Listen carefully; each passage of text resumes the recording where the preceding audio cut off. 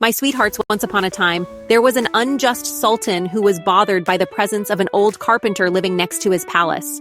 The sultan always wondered why his neighbor was a carpenter, and he thought about expelling him or imprisoning him, but he always backed down because of the people's love for the carpenter. Finally, the sultan decided to swear the most solemn oath that he would not back down from his decision. He decided that the first person to enter the palace would be punished with the sword 3 times, whether he was a relative or a stranger.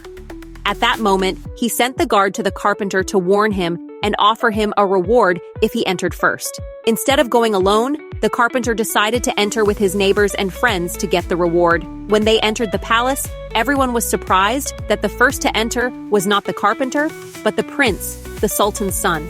The sultan was terrified and ordered the prince to be struck with the sword 3 times, but he had sworn to do so and would not back down. The solution was in the hands of the old carpenter, who asked for a 3-hour grace period.